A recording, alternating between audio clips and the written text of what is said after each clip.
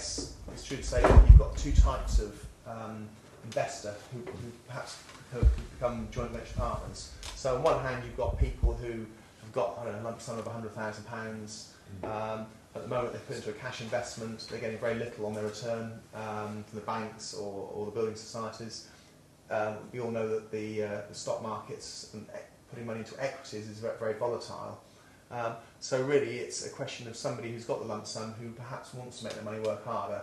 So that's one type of investor. But the other thing I'm quite interested in exploring is the other type of person who perhaps hasn't got the lump sum to invest, but they have got the ability to actually raise capital and finance in their own name. Could you sort of tell me a little bit about those people, Andrew? Maybe if I give you an example of sure. A recent joint venture partner. In fact, there's two being very similar. Right. People who've, say, inherited a house Yes. or have got a second property Right. with no mortgage on it. Yes. My latest joint venture partner, she had a second house, Right. was renting that out very successfully, but she was aware that she wasn't really using that asset to its maximum effect. Sure. She was also paying tax on the rental income. So what I helped her to do was, in fact, this house was in her garden as well, is helped her to separate that into a separate property, separate curtilage. Yes. And then help her get a buy-to-let mortgage on that property, Right. and that second property, Right. up to half its value, Sure. which released £200,000. Right. Okay.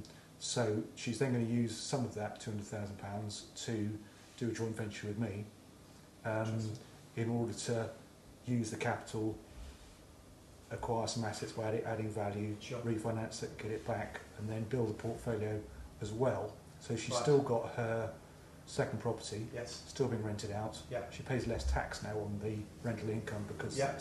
interest is tax deductible. Yes. And then in the meantime, I am helping her to build us a rental portfolio at the same time. So really, there's a market there for people who've got second properties. Yeah. I guess you could perhaps have people who've got properties, I don't know, second holiday homes, would that be? Yes, yeah. Somebody, okay. Or inherited a property, or Sure. they inherited a property and don't quite know what to do with it, or Right. should they sell it? What should they do?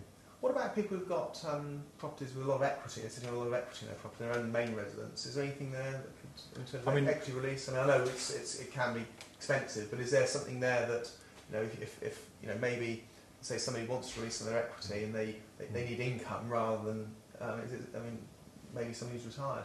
Yes. Yeah. What about that? They've got an asset there, Yes. which they can either leave and use as they're using at the moment, Okay.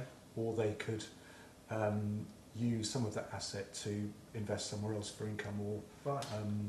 or long term.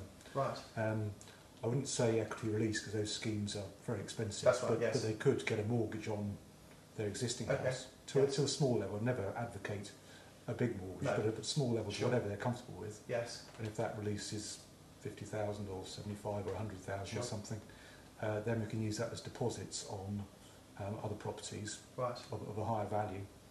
And so they still have their investment, that will Yes. still be growing in value, Yes. but we've also used that asset to create more assets. Sure. And obviously, as we identified earlier on, interest rates are very low at the moment, and therefore, if you've got high rental yields, Yeah. that obviously there's a profit to be made there. That's right.